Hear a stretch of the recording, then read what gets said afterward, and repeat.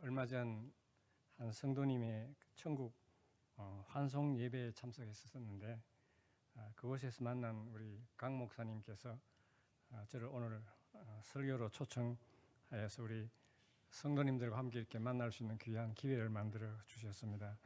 우리 강 목사님 초청에 다시 한번 감사를 드립니다. 저와 제 아내는 성경 번역 선교사로서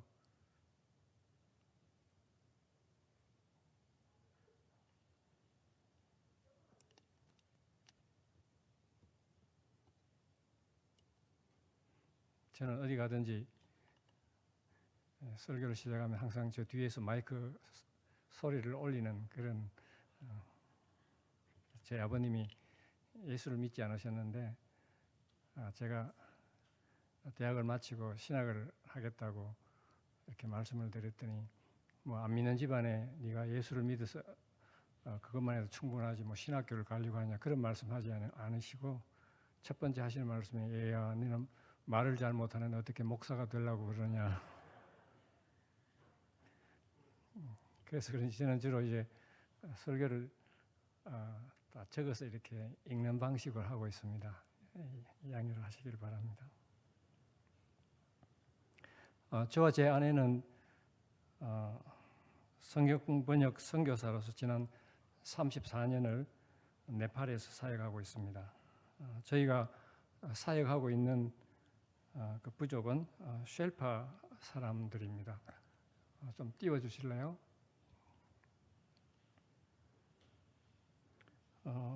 인구는 약 한 20여만 명이 되고요. 본래는 티베트에 살던 사람들이었는데 이주를 하여서 히말라야 산을 넘어서 지금은 이제 에베레스트 남쪽 지역에 살고 있는 그런 고산 부족들입니다. 종교는 티베트 불교를 믿고 있어서 기독교에 대해서는 대단히 부정적이고 또 반대가 심합니다. 저희들이 처음 네팔에 도착해서 이 부족을 맡았을 때는 믿는 사람이 거의 없는 그런 상황이었습니다.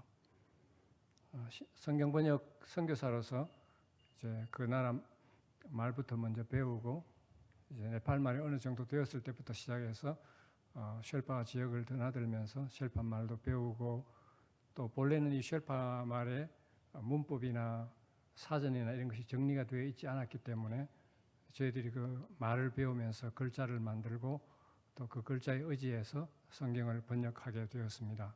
그래서 시간이 조금 많이 걸리는 그런 작업입니다만 저희들은 또 조금 더 시간이 걸려서 26년 만에 신약 성경을 2014년에 봉헌해 드렸습니다. 지금 현재는 구약 성경이 번역 중에 있습니다. 이 정도로 제 개인 소개를 드리고 이제 말씀으로 들어가 보겠습니다.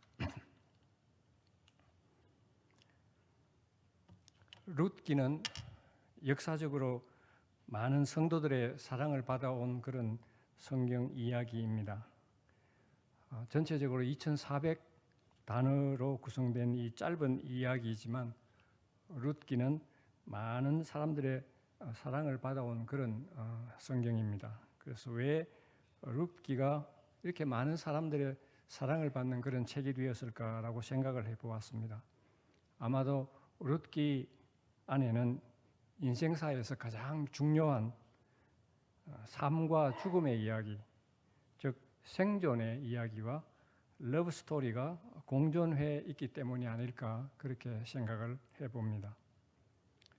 사사들이 다스리던 때에 유다 땅 베들레헴에 아주 큰 흉년이 들었다라고 했습니다.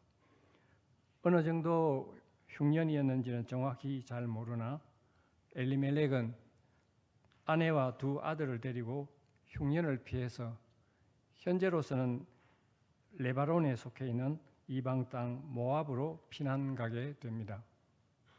이 피난은 그 자체가 생존의 이야기입니다. 좀 참지 그래. 왜 피난을 갔어?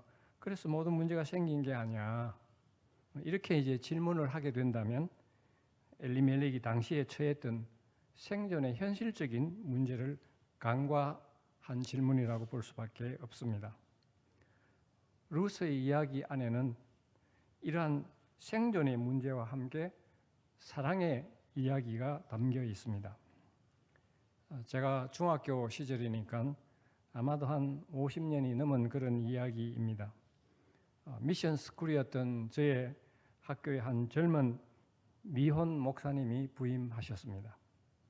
이 학교에는 일주일에 1시간씩 성경 시간이 있었는데 어느 하루 성경 시간에 이 목사님이 아주 밝고 화사한 얼굴로 룻기를 강의하셨습니다. 자기는 앞으로 결혼하면 이런 여자를 만날 거야.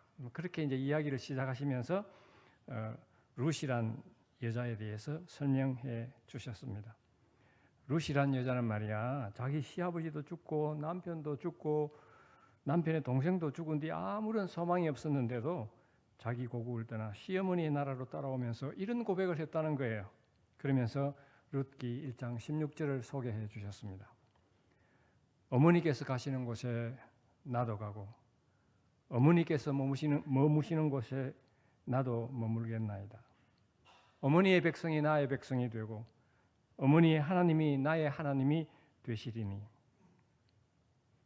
그때 그 목사님께서 하신 강의 내용이 무엇이었는지는 전혀 잘 기억이 나지 않지만 그 목사님의 룻이란 여인의 아름다움에 대해서 이야기할 때 지었던 그 환한 얼굴이 아직도 기억이 납니다. 그만큼 룻이 준 사랑과 순종은 룻기가 많은 사람들의 사랑을 받는데 아주 원천적인 역할을 하고 있습니다. 얼마 전 성경을 읽는 순서에 따라서 룻기를 읽게 되었습니다. 이번에 룻기를 읽으면서는 특별히 그동안 관심을 갖지 않고 읽었던 3장 10절이 눈에 들어왔습니다. 아니 이게 무슨 말씀이지? 보아스가 왜 이런 단어를 사용했지? 그렇게 저는 스스로 자문하면서 오늘 본문 구절에 대해서 묵상하게 되었습니다. 오늘 본문 구절을 다시 한번 제가 읽으면 그가 이르되 내 딸아 여호와께서 네게 복 주시기를 원하노라. 네가 가난하건 부하건 젊은 자를 따르지 아니하였으니 네가 베푼 인애가 처음보다 나중이 더하도다. 특별히 이 구절에서 저의 질문이 나온 것은 지난 2년 넘게 개인적으로 하고 있는 히브리어 공부 때문이었습니다. 이스라엘에서 네팔로 파송된 유대인 여자 선교사님에게서 이제 일주일에 한 번씩 히브리어를 배우고 있는데 지금은 이제 제가 한국에 나와 있어서 줌으로 이렇게 일주일에 한 번씩 공부를 하고 있습니다. 이 과정에서 알게 된 중요한 단어 중 하나가 방금 읽었던 구절에서 나온 인애라고 하는 단어인데 히브리 말로는 헤세드라고 하는 단어입니다. 이 히브리 말에는 허라는 단어가 있고 허라고 하는 단어가 있어서 이제 이 헤세드라고 하는 단어는 두 번째 나오는 헤세드라는 단어입니다. 한국 사람들이 좀 발음하기가 좀 어렵기 때문에 저는 그냥 일반적으로 한국 사람들이 쓰고 있는 헤세드라는 단어를 쓰겠습니다. 이 단어는 상당히 번역이 다양한 단어 중에서 하나입니다. 제가 성경을 번역할 때 주로 사용하고 있는 비블리아 헤브라이카라고 하는 히브리어 성경 프로그램에서는 이 단어를 covenant loyalty라고 번역하고 있으며 이 단어가 나올 때마다 대부분의 경우 이 번역을 유지하고 있습니다. covenant loyalty라고 하는 영어는 언약적 충성 혹은 언약에 기초한 신실하심이라고 우리말로 번역할 수 있습니다. 하나님께서는 우리에게 인애를 베푸시지만 그 인애는 하나님과 우리와의 언약에 기초한 그러한 인애라는 것입니다. 우리말 인애와 같이 영어 번역 NIV 성경을 보면 이 단어를 kindness, 즉 친절로 번역하고 있습니다. 여기에서 제가 가지는 중요한 질문은 보아스가 룻에게 친절함을 표현하려고 했으면 그냥 일반적인어로 사용하는 친절이라고 하는 단어도 있는데 왜 이 인애, 헤세라고 하는 단어를 사용했을까 하는 것입니다. 그렇다면 룻의 친절 혹은 언약적 충성은 무엇에 기초한 것일까요? 보아스는 이 구절에서 룻의 두 가지 인애를 말했는데 처음과 나중의 인애라고 표현했습니다. 오늘 저의 설교는 이 첫 번째와 두 번째 인애가 무엇이었는지를 중심으로 해서 저의 설교를 풀어보겠습니다. 그러면 그의 첫 번째 인애는 무엇이었을까요? 보아스가 본 룻의 첫 번째 인애, 즉 헤세드는 그녀가 모압 땅에 주저앉지 않고 시어머니 나오미를 따라 그로서는 이방 땅인 베들레헴으로 온 것이었습니다. 룻이 살고 있었던 당시에는 여자가 자기 집을 떠나 시집 간다고 하는 것은 시집 가는 그 가정에 속한 하나의 소유물이 되는 것이었습니다. 물론 오늘날과 같은 이혼이라고 하는 것은 상상이 안 되는 사회였습니다. 시집 간 그 집에서 결혼한 여자가 살아서 밖으로 나올 수 있는 방법이 있기는 했습니다. 첫째는 자녀가 생기기 전에 남편이 먼저 죽어야 했습니다. 남편이 먼저 죽는다고 그 집안을 떠날 수는 없었습니다. 왜냐하면 죽은 남편을 대신해서 남편의 역할을 할 순서가 정해져 있었기 때문입니다. 첫 번째 순서가 남편의 형제들입니다.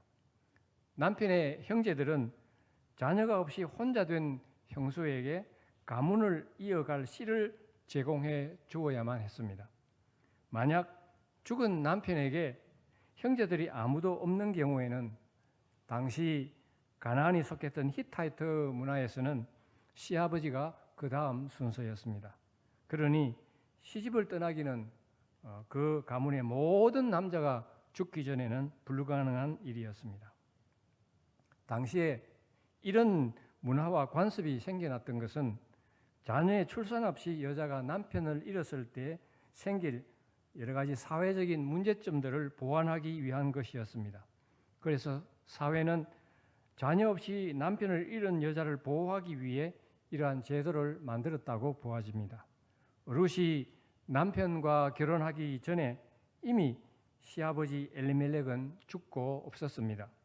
그리고 어떤 상황이었는지는 잘 모르나 자기 남편과 시동생, 즉 남편의 동생이 거의 같은 시간에 죽고 말았습니다. 자녀가 출산되지 않은 상황에서 자기 집안에 있는 모든 남자가 없어진 것입니다. 원리적으로 볼 때 엘리멜렉의 가문에서 룻은 자유롭게 밖으로 나올 수 있는 상황이 된 것입니다.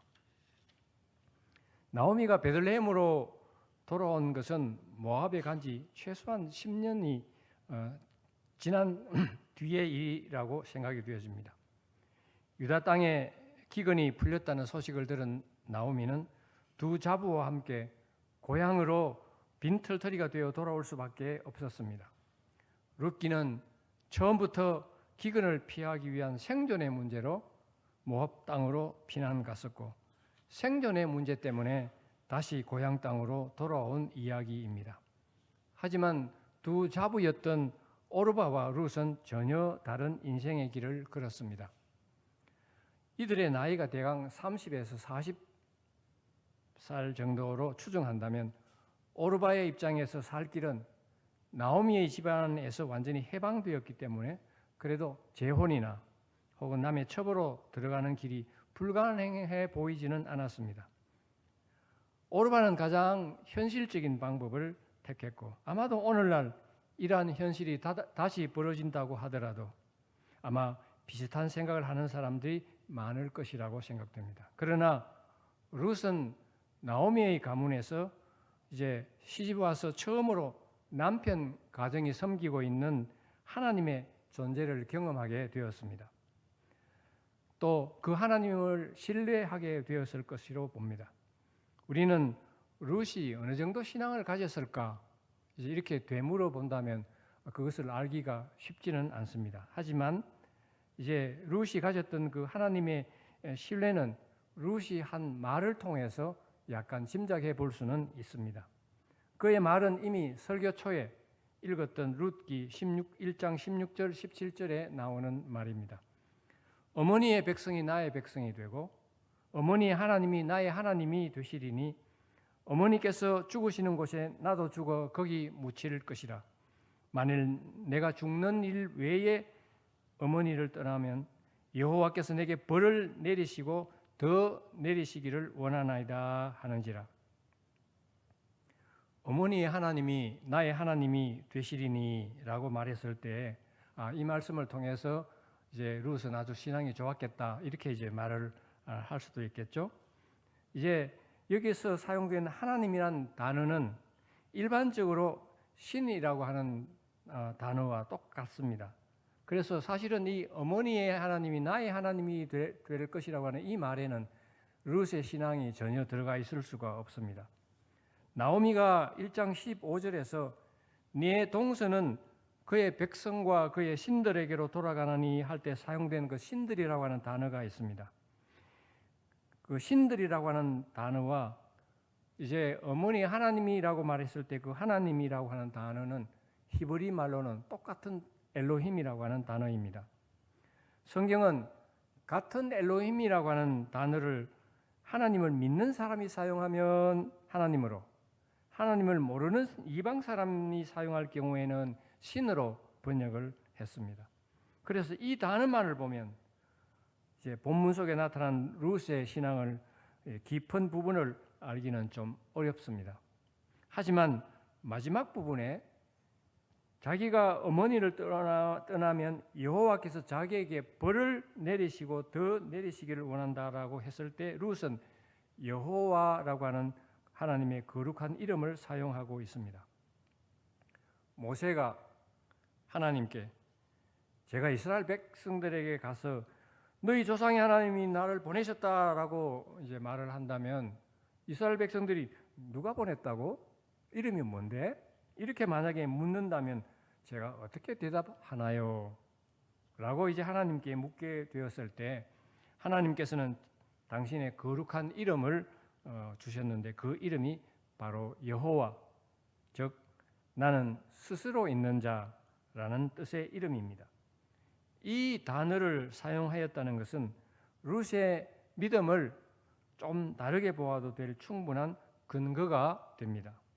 그래서 다시 룻기 안에서 이 여호와란 하나님의 성호를 찾아보았더니 4장밖에 되지 않는 이 짧은 룻기 성경 안에서 여호와란 단어가 18번이나 나옵니다. 특히 나오미는 입을 열기만 하면 여호와라고 하는 단어를 사용하고 있습니다. 1장 6절, 예를 들자면 2개만 들겠습니다만 1장 6절 그 여인이 모압 지방에서 여호와께서 자기 백성을 돌보시사 그들에게 양식을 주셨다 함을 듣고 1장 8절에 나오미가 두 며느리에게 이르되 너희는 각기 너희 어머니의 집으로 돌아가라. 너희가 죽은 자들과 나를 선대한 것 같이 여호와께서 너희를 선대하기를 원하며. 늘 여호와의 이름을 즐겨 사용하는 그 시어머니 밑에 룻도 그 단어를 아주 자연스럽게 사용하고 있는 것은 그리 놀랄 만한 일은 아닙니다. 룻이 사용하고 있는 이 여호와라는 단어를 통해서 그가 어떤 믿음을 가지고 하나님을 바라보고 있었는지에 대해서 어느 정도는 짐작해 하고 있습니다. 우리는 여기서 모압 사람들이 누구인지를 한번 살펴보아야겠습니다. 아브라함의 조카였던 롯이 소돔과 고모라의 멸망을 피해 도망 나온 뒤 남은 롯의 가족은 롯과 그의 두 딸뿐이었습니다. 자손을 이어나가기 위한 방편으로 롯의 큰딸은 자기 아버지 롯과 동침하여 아들을 낳았고 그 아들의 이름이 모압이었으며 그의 자손들의 이름이 또한 모압입니다. 오늘 우리가 보고 있는 룻기의 나오미는 기근을 피하여 모압에 갔다가 남편도 잃고 두 아들도 잃었지만 그녀는 평소에도 자신들이 누구이며 며느리가 속해 있는 모압 족속은 누구인지를 분명히 알았고 또 일상생활을 통해서 며느리들에게 잘 가르쳤을 것으로 생각이 됩니다. 아마도 이렇게 가르쳤을지 모르겠습니다. 유다 자손이나 모압 자손이나 모두 아브라함과 함께 하나님과의 언약을 따라서 나온 사람들이었어. 하지만 모압의 조상 롯은 그 언약을 잃어버림으로 말미암아 우리 유다 백성들과는 다른 신들을 따르고 있고 언약과 약속을 잃어버린 백성들이 된 거야. 너희 모압 사람들과 우리 유다 사람들은 이렇게 달라. 아마도 이렇게 이야기를 나오미에게 충분히 가르쳤을 것으로 믿어집니다. 보아스가 말한 룻의 첫 번째 인애란 룻이 이방 여자로서 하나님과의 언약과 약속과는 상관없는 사람이었는데 모압의 신들을 버리고 아브라함과 언약을 맺은 하나님의 백성이 되기 위해 모압을 떠나 유다 땅으로 온 것에 대한 보아스의 평가에서 나온 말입니다. 그래서 2장 12절에서 보아스는 룻에게 여호와께서 네가 행한 일에 보답 주시기를 원하며 이스라엘 하나님 여호와께서 그의 날개 아래 보호를 받으러 온 네게 온전한 상 주시기를 원하노라라고 했던 것입니다. 그런 측면에서 본다면 영어 성경 NIV가 번역한 친절이나 우리 한글 성경이 번역한 인애라고 하는 단어보다 저는 저의 구약 히브리 프로그램이 갖고 있는 번역하고 있는 covenant loyalty, 즉 언약적 충성이라고 하는 단어가 훨씬 더 정확한 번역이라고 생각되어집니다.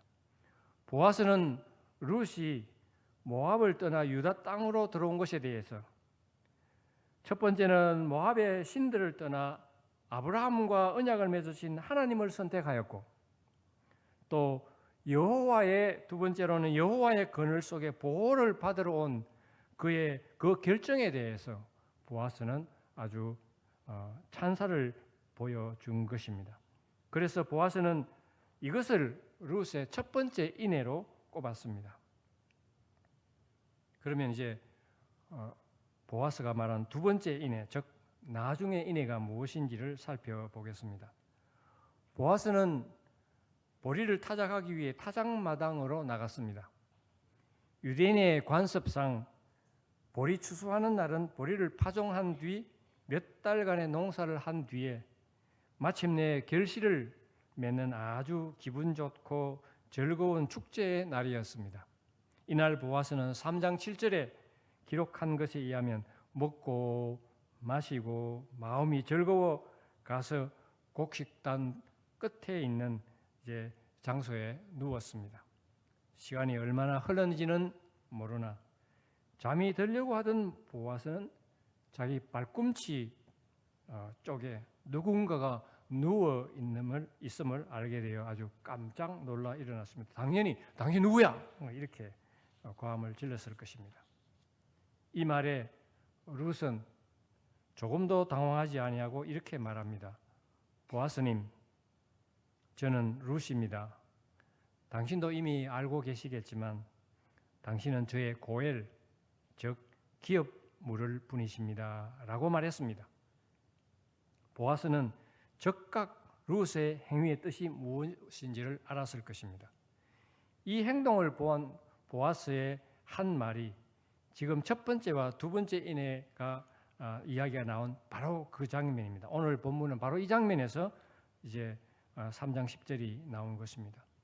보아스는 아마도 30살 정도 이상의 나이가 어린 이 젊은 여인의 당돌하게 보이는 행동에도 불구하고 롯의 행위의 그 의미를 분명히 알았기 때문에 오늘 본문에 네가 베푼 인애가 처음보다 나중이 더하도다라고 했던 것입니다. 보아스의 입장에서는 자기보다 나오미의 집안과 더 가까운 친족이 있으므로 그 사람과의 문제를 해결하지 않고는 룻에게 더 이상 함부로 말할 상황이 아니었습니다. 여기서 우리는 고엘, 즉 기업 물음의 관습에 대해서 알아보아야 할 것 같습니다. 이 고엘, 즉 기업 물음이 룻기의 가장 중심에 있는 유대 관습이기 때문입니다.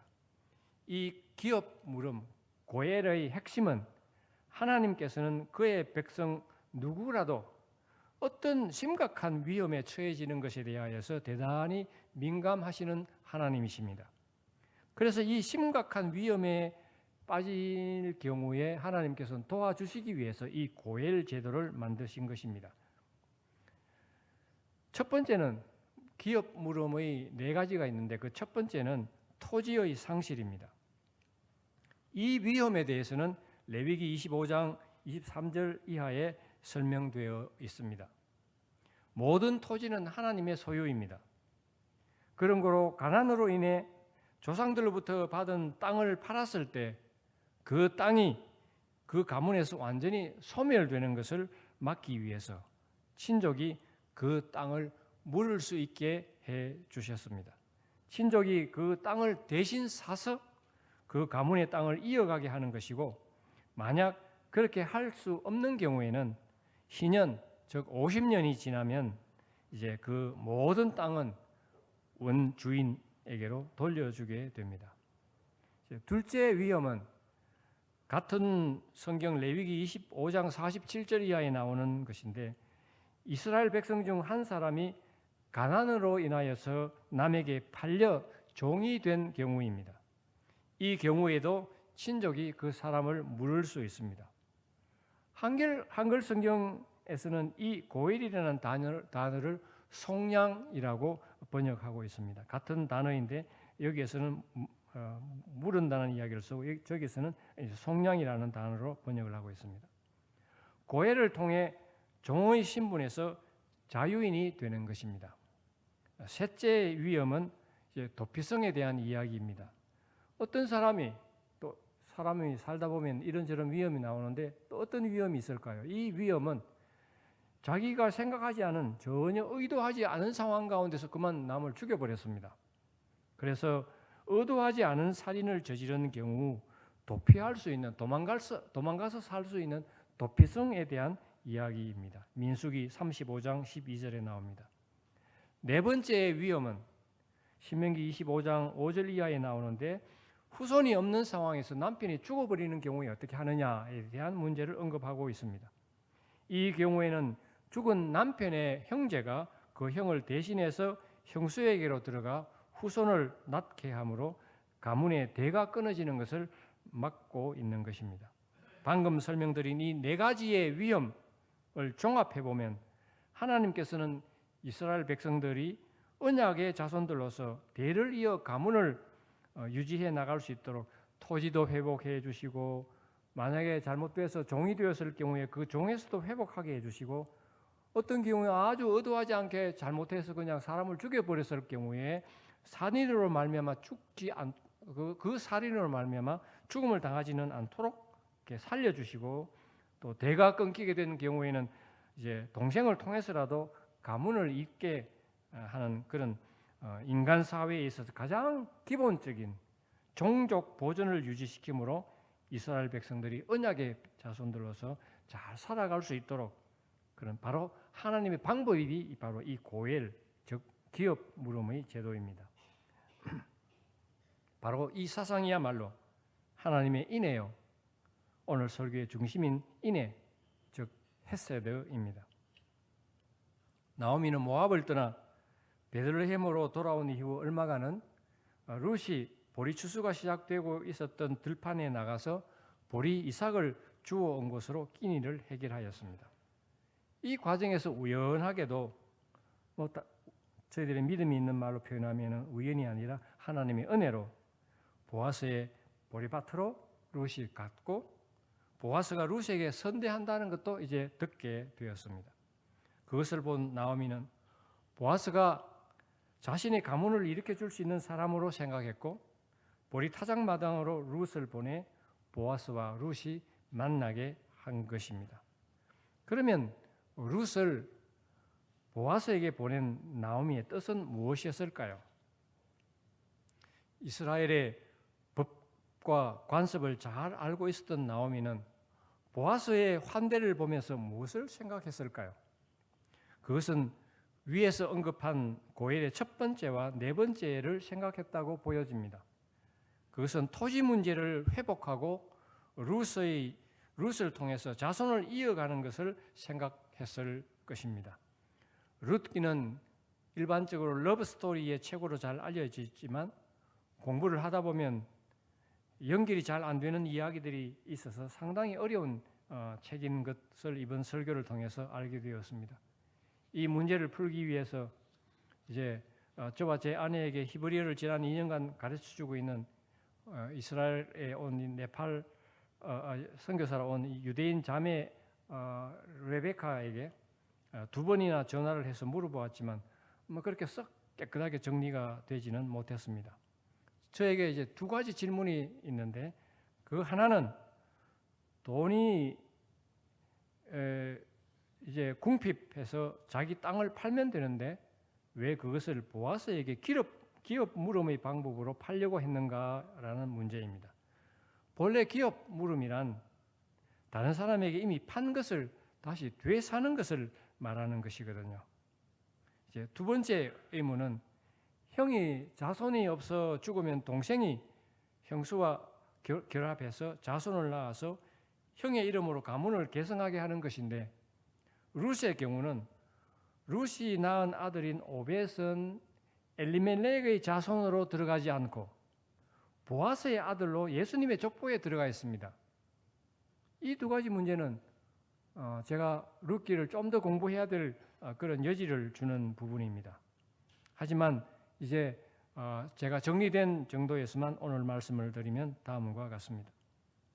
나오미의 입장에서는 당장 먹을 것이 없는 생존의 문제와 여자 둘만 남은 가정으로서 가문의 문제를 어떻게 해결할 것인가라고 하는 이 두 가지 문제를 동시에 해결할 수 있는 방법을 모색해야만 했었습니다. 결국 나오미는 남편 엘리멜렉 가문의 땅을 보아스 가문으로 팔고 룻을 통해서 보아스의 아들을 낳아서 비록 자신의 남편인 엘리멜렉의 자손으로 이름을 이어가지는 못하지만 룻을 통해 룻의 자손이 이어지게 하는 것을 자신이 취할 수 있는 가장 올바른 선택 사항으로 생각했다고 보아집니다. 나오미의 이러한 의견은 룻에게 전달되었고 룻은 시어머니 나오미의 의견에 순종함으로써 이 결정은 자연스럽게 이제 보아스에게 전달되었던 것입니다. 결국 재산 문제 플러스 자손의 문제를 함께 보아스에게 요구한 것이었습니다. 여기서 여전히 논란의 여지가 있는 부분이 있습니다.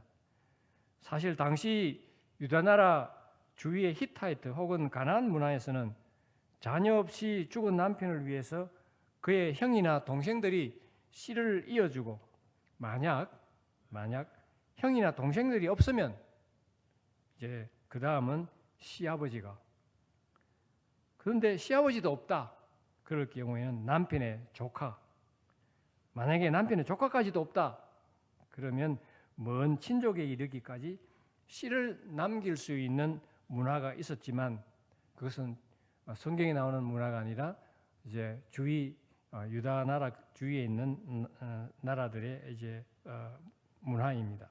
신명기 25장 5절에 밝히고 있는 유대의 법은 동생들이 형의 씨를 이어주는 문화만 언급되어 있습니다. 이런 상황에서 본다면 나오미가 룻을 타작마당으로 보낸 것은 당시의 유대 문화적인 관습을 뛰어넘는 것이었습니다. 보아스가 자기 룻의 남편의 동생이 아니었거든요.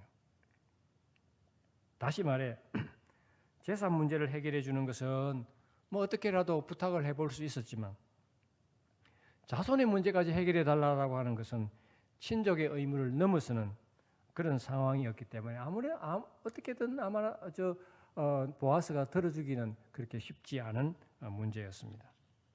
보아스가 타작마당에서 룻이 자기 발꿈치에 누워 있는 것을 보면서 어떤 사인을 받았을까요? 당시 룻의 나이가 30에서 40 정도로 되어 보인다면 보아스는 엘리멜렉을 우리 형제라고 부른 4장 3절을 생각한다면 보아스와 엘리멜렉과는 같은 제너레이션으로 생각이 되어지고 대강 70에서 80 사이의 나이로 보아집니다. 보아스 입장에서는 룻이 아직 젊은 여자로서 젊은 여자니까 젊은 남자를 좋아할 수 있는 나이였지만 그 무엇보다도 이스라엘 자손들이 그렇게 소중히 여기는 고엘, 즉 기업 물음의 법을 이해하고 순종하려고 하는 그 자세, 하나님께서 언약의 자손들에게 베푸신 그 인애를 따르려고 하는 그 룻의 모습에 대해서 보아스는 아주 높게 룻을 평가합니다. 이제 룻과 나오미의 뜻을 이해한 보아스는 이들의 요구를 들어주기 위하여서 시도를 바로 하게 됩니다. 보아스는 룻의 인애에 대한 호감과 함께 나오미의 가문에서 제일 가까운 친족으로서 당연히 나오미의 땅을 대신 사주어야 되겠다고 생각했을 것입니다. 그러나 자기보다 더 가까운, 제가 그 사람의 이름이 성경에 나와 있지 않으니까 제가 미스터 A라고 부르겠습니다. 자기보다는 더 가까운 친족 미스터 A가 있어서 이 미스터 A를 어떻게 처리해야 할지에 대해서 고심하지 않을 수 없었습니다. 친족 A 씨도 충분히 재력이 있는 사람이었을 것이고 또 나오미 가문보다는 나오미 가문과는 자기보다도 더 가까운 친족이니까 그들의 재산을 물을 수 있을 것이라고 생각했을 것입니다. 그리고 당시 재산이 없어 어려운 상황에 있는 친족의 재산을 힘들더라도 이제 물지 않을 경우에는 그 당시 사회에서 실제로 많은 사람들 앞에서 신발을 벗어서 이제 줘야 되는 그런 수모를 당할 수밖에 없었습니다. 그래서 아마도 그 수모를 넘어서서 가문을 생각하지 않는 그런 집안으로 따돌림을 받을 수 있었기 때문에 아마도 친족 미스터 A는 나오미의 재산을 물을 가능성이 아주 높게 보였습니다. 그러면 어떻게 할까요?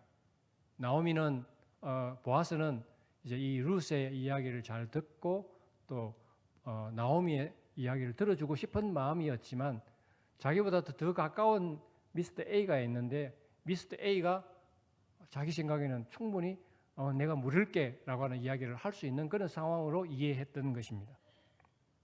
이제 그러면 어떻게 해야 하나요? 이야기는 들어주고 싶고 친족 A는 틀림없이 그렇게 할 것 같고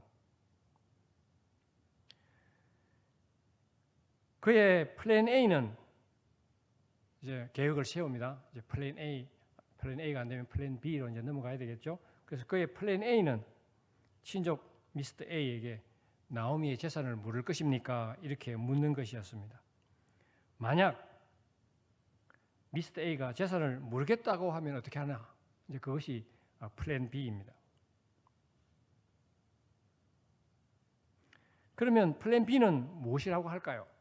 이제 보아스는 계속 생각을 할 것입니다. 플랜 B는 룻과 결혼해야 한다는 조건을 1+1으로 내세운다는 것이었습니다. 만약 재산을 물을 수 있다고 말한다면 룻을 아내로 맞이해야 된다는 조건을 덧붙이는 것입니다. 1+1이란 두 가지 인애를 동시에 행해야 한다는 것이었습니다. 당시 유대 문화에서 모압 여인과 결혼하는 것에 대하여서 잠시 생각해 보겠습니다.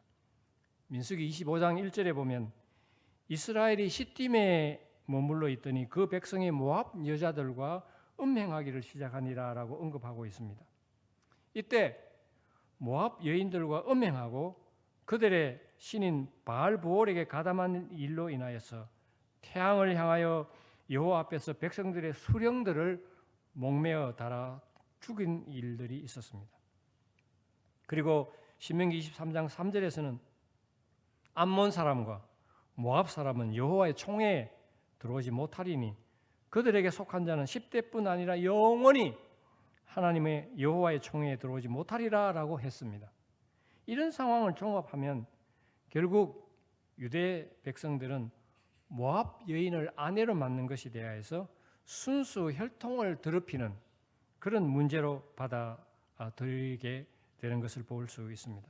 이런 측면에서 본다면 유대 사람이면 누구나 모압 여인을 아내로 맞아들이는 것에 대해서 상당히 껄끄럽게 생각하고 있다는 것을 알 수 있습니다.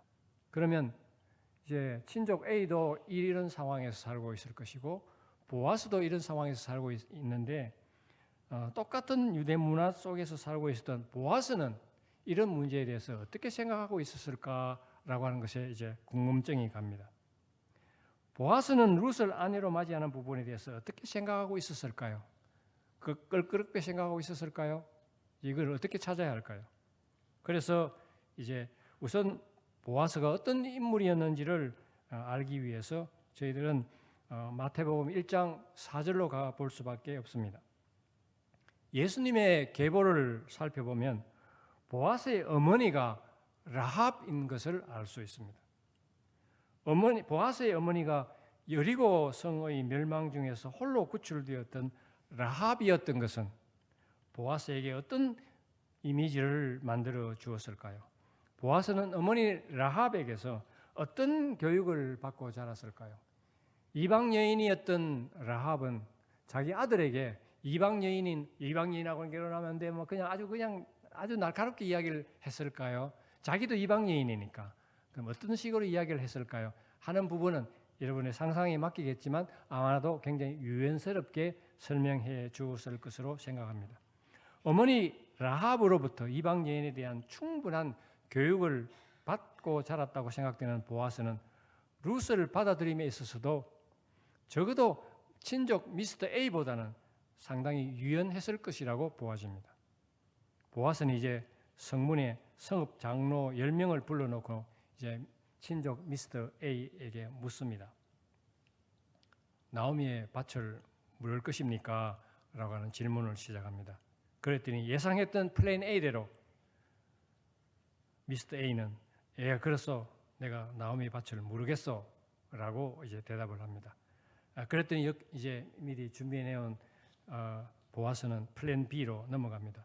만약 모르겠다면 1+1으로 룻을 취해서 죽은 자의 기업을 그의 이름으로 세워야 될 것이요 라고 이야기했습니다. 제가 1+1이란 요즘 시장에서 많이 사용하는 용어를 계속 사용하고 있는 것은 땅만 사서는 이 계약은 성사가 안 되고 성사를 하려고 하면 두 가지를 모두 택해야 한다는 점을 강조하기 위함입니다. 결국 보아스의 계획이 맞아 들어갔습니다. 친족 미스터 A는 자신의 기업에 손해날 수 있다면서 그렇게는 할 수 없노라 라고 하면서 그곳에 있던 사람들 앞에서 그의 신발을 벗어야 하는 수모를 당하면서도 고엘, 즉 기업 물음의 의무를 이행하지 않았습니다. 오늘 설교는 초기 유대 문화와 결혼, 죽음, 재산 문제와 상속 문제에 이르기까지 아주 복잡한 이야기가 많이 나와서 여러 논문을 살피는 등 설교 준비하는 데 시간이 좀 많이 걸렸습니다. 설교 초에 말씀드렸듯이 근래 룻기를 읽으면서 저는 보아스가 말한 전과 나중에 이내라는 단어가 중심이 되어 이 말씀을 공부했고 오늘 성도님 앞에서 말씀을 전하게 되었습니다. 이내라고 하는 단어 헤세드를 카버넌트 로열티, 언약에 대한 신실하심이라고 하는 그런 뜻으로 해석한다면 저는 룻기를 다시 보고 싶은 마음이 생겼습니다. 단순히 기근을 피해 모압에 갔다가 재산과 온 식구를 잃어버리고 돌아온 나오미와 그의 며느리 룻과 그 룻의 그 친절과 순종 그리고 보아스의 친족에 대한 애정 등으로 이해되었던 이 룻의 이야기는 다시 해석되어져야 한다는 생각으로 이 설교를 드리는 것입니다. 모세에 의해 출애굽한 이스라엘 백성들은 여호수아에 의해 가나안 땅을 정복하고 룻이 살았던 사사기 시대에 들어왔지만 이 기간은 사사기의 마지막 장 마지막 절인 21장 25절과 같이 그때의 이스라엘에 왕이 없으므로 사람이 각각 자기 소견에 옳은 대로 행하였더라 라는 말씀과 같이 사사기 시대에는 아브라함도 이삭도 야곱도 사라지고 언약도 사라지고 약속도 사라진 그러한 시대였습니다. 혼동된 시대였습니다. 룻기는 그러한 사사기 시대의 혼돈 속에서 일어난 같은 혼동의 시대에 있었던 이야기이지만 여전히 하나님께서는 살아계시고 여전히 하나님께서는 언약을 철저히 지키시려고 하는 카버넌트 로얄티에 중심한 그런 하나님의 모습으로 이어지고 있다는 것을 이제 이방 여인이었던 룻을 통하여서 아주 강력하게 말씀하고 있는 것을 볼 수 있는 것입니다. 룻기는 지나간 시대의 아브라함과의 언약을 생각나게 하는 역할만 하는 것은 아닙니다. 오히려 미래지향적으로 룻기는 이제 왕정시대가 다가올 것이며 그 왕정시대에서 가장 빛날 다윗이 룻을 통해 싹트고 있는 것을 보여주고 있습니다. 룻기의 마지막을 제가 조금 수정해서 이렇게 적어보았습니다. 살몬은 라합에게서 보아스를 낳았고 보아스는 룻에게서 오벳을 낳았고 오벳은 이새를 낳고 이새는 다윗을 낳았더라. 나오미의 시대에 기근을 피해 나오미의 가족은 생존을 위해 모압으로 피난하였고 모든 것을 상실한 채로 베들레헴으로 다시 돌아온 나오미와 룻의 그 생존 전쟁의 커튼 뒤에서 하나님께서는 조용히 다윗을 준비하고 계셨던 것입니다. 기근의 아픔과 황량함의 역사 뒤에서 하나님께서는 그 다음 역사를 이어나가시기 위하여서 조용히 움직이고 계셨던 것입니다. 코로나로 인해 온 세상이 어려워하고 있는 이 시점에서 저희들은 룻기를 보고 있습니다. 절망과 생존의 문제 앞에 섰던 나오미와 룻이 이내 즉 언약적 신실하심, 히브리 말로는 헤세드를 가지고 그 어려운 시국을 헤쳐나갔습니다.